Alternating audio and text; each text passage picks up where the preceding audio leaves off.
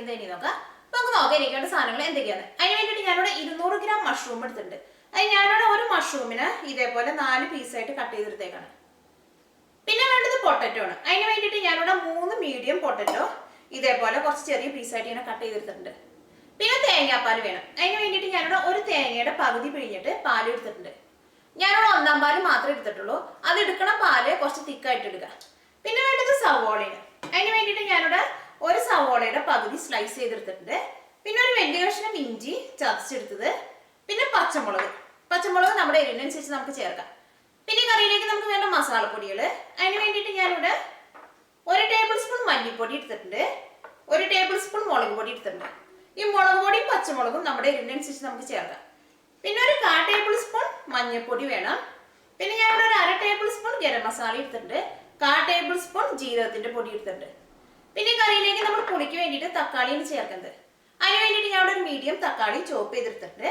പിന്നെ കടുകും വേണം, കറിവേപ്പിലയും വേണം. അപ്പൊ നമുക്ക് നോക്കതേക്ക് കറിയാക്കാന്ന്. ഇനി നമുക്ക് കറിയാക്കാൻ വേണ്ടിയിട്ട് ഒരു പാൻ വെച്ചിട്ട് ചൂടാക്കാം. ഇതിലേക്ക് നമുക്ക് ആവശ്യത്തിന് ഓയിൽ ഒഴിക്കുക. നമുക്ക് ചൂടായ ഓയിലിലേക്ക് ഏറ്റവും തന്നെ കടുക് ഇട്ടിട്ട് പൊട്ടിക്കുക. ഇപ്പൊ കടുക് നന്നായിട്ട് പൊട്ടിയിട്ടുണ്ട്. ഇനി ഇതിലേക്ക് നമുക്ക് സവോളയും ഇഞ്ചിയും പച്ചമുളകും കറിവേപ്പിലയും ചേർക്കാം. സവോള ചേർക്കാം, ഇഞ്ചി ചേർക്കാം, പച്ചമുളക് ചേർക്കാം, കറിവേപ്പില ചേർക്കാം.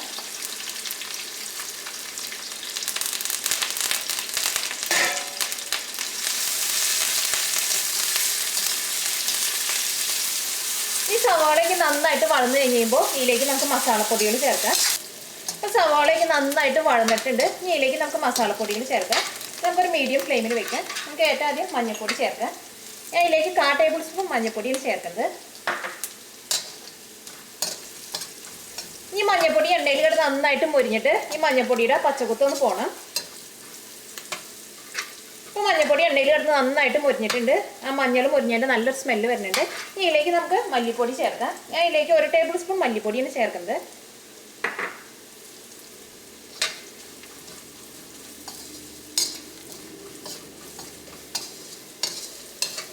മല്ലിപ്പൊടിയും എണ്ണയിൽ കിടന്ന് നന്നായിട്ട് മൊരിഞ്ഞിട്ടുണ്ട്. ഇനി ഇതിലേക്ക് നമുക്ക് മുളക് പൊടി ചേർക്കാം. ഞാൻ 1 ടേബിൾ സ്പൂൺ മുളക് പൊടിയാണ് ചേർക്കുന്നത്. മുളക് പൊടി നമ്മുടെ എരിവിനനുസരിച്ച് നമുക്ക് ചേർക്കാം. ഇപ്പം മസാലപ്പൊടികളെല്ലാവരും എണ്ണയിൽ കിടന്ന് നന്നായിട്ട് മൊരിഞ്ഞിട്ടുണ്ട്. ഇനി നമുക്ക് ഇതിലേക്ക് തക്കാളി ചേർക്കാം.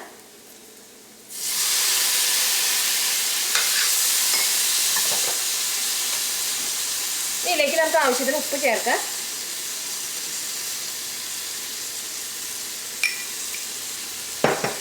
ഇതെല്ലാം കൂടിയിട്ട് നന്നായിട്ടൊന്ന് മിക്സ് ചെയ്യാം. ഇനി ഇതിലേക്ക് നമുക്ക് പൊട്ടറ്റോ ചേർക്കാം.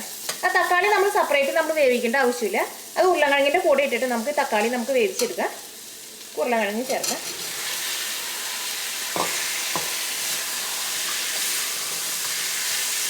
ഇങ്ങനെ നമ്മൾ തക്കാളിയുടെ കൂടെ ഈ ഉരുളക്കിഴങ്ങ് ചേർക്കുമ്പോഴായിരിക്കും ഈ ഉരുളക്കിഴങ്ങിൻ്റെ ഉള്ളിലേക്ക് ഈ തക്കാളിയുടെ പുളിയൊക്കെ നന്നായിട്ട് പിടിക്കുക. ഇനി നമുക്കൊരു മീഡിയം ഫ്ലെയിമിൽ ഇട്ടിട്ട് ഒരു 5 മിനിറ്റ് നമുക്കൊന്ന് വേവിക്കാം. അപ്പോൾ ഈ തക്കാളിക്ക് നന്നായിട്ട് വേവും, ഉരുളക്കിഴങ്ങ് പതുക്കൊന്ന് വെന്ത് തുടങ്ങും. അത് കഴിഞ്ഞ് കഴിയുമ്പോൾ ഇതിലേക്ക് നമുക്ക് മഷ്റൂമും തേങ്ങാപ്പാലും ചേർക്കാം. നമുക്കൊരു മീഡിയം ഫ്ലെയിമിൽ ഇട്ടിട്ട് മൂടി വയ്ക്കാം.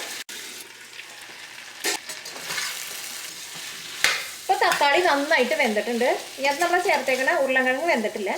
ഉരുളക്കിഴങ്ങ് നമുക്ക് തേങ്ങാപ്പാലിൻ്റെ കൂടെ ഇട്ടിട്ട് നമുക്ക് വേവിക്കാം. ഇതേപോലെ നമ്മൾ ആ തക്കാളിയുടെ കൂടെ നമ്മൾ ഉരുളക്കിഴങ്ങ് ഇട്ടിട്ട് വേവിക്കുമ്പോൾ ഈ ഉരുളക്കിഴങ്ങിൻ്റെ ഉള്ളിലേക്ക് ആ തക്കാളിയുടെ പുളിയും പിന്നെ ആ മസാലയൊക്കെ നന്നായിട്ട് പിടിക്കും. ഇനി ഇതിലേക്ക് നമുക്ക് മഷ്റൂം ചേർക്കാം.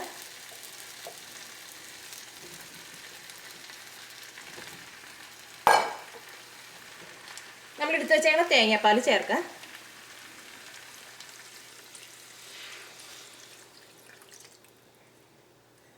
നമുക്ക് തീ നന്നായിട്ട് കൂട്ടി വയ്ക്കാം.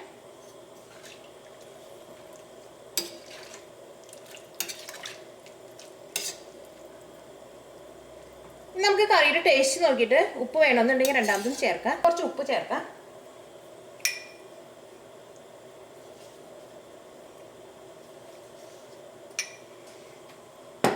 ഇനി ഇതിലേക്ക് നമുക്ക് ഗരം മസാല ചേർക്കാം. ഞാൻ ഇവിടെ 1/2 ടേബിൾ സ്പൂൺ ഗരം മസാലയാണ് എടുത്തേക്കുന്നത്.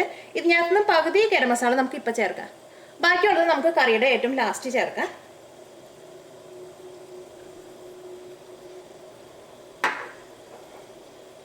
ഇതിലേക്ക് നമുക്ക് ജീരകത്തിൻ്റെ പൊടി ചേർക്കാം. ഞാനിവിടെ 1/4 ടേബിൾ സ്പൂണാണ് എടുത്തേക്കുന്നത്.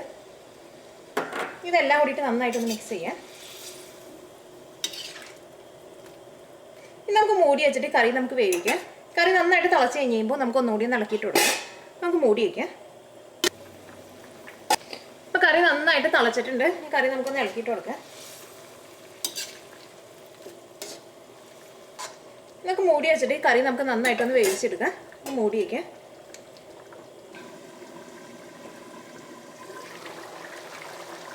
ഈ കറിയിലെ മഷ്റൂമും പൊട്ടറ്റോ ഒക്കെ നന്നായിട്ട് വെന്തിട്ടുണ്ട്. ഈ പൊട്ടറ്റോ നന്നായിട്ട് വെന്ത് കഴിഞ്ഞിട്ടും പിന്നെ നമ്മുടെ കറിയിൽ നമുക്ക് ഗ്രേവി കൂടുതൽ പോലെ തോന്നുകയാണെങ്കിൽ പിന്നെ നമ്മൾ തുറന്ന് വെച്ചിട്ട് നമ്മുടെ കറിക്ക് എന്തോരം ഗ്രേവി വേണമെന്നുണ്ടെങ്കിൽ അതനുസരിച്ചിട്ട് വറ്റിച്ചെടുക്കണം. നമ്മുടെ ഈ കറിയിലെ ഗ്രേവിക്ക് ചെറുതായിട്ടൊന്ന് തിക്കായിട്ടുണ്ട്. ഇനി ഇതിലേക്ക് നമ്മൾ ആ ബാക്കി എടുത്ത് വെച്ചേക്കണം ഗരം മസാലയും കൂടി ചേർക്കാം.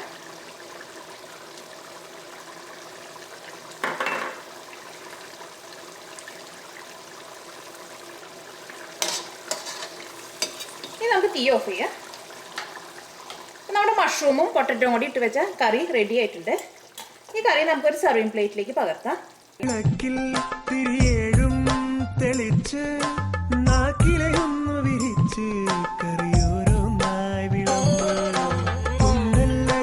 ചോറിൽ നറുനെയ്യൊരു തുള്ളി ഒഴിച്ച്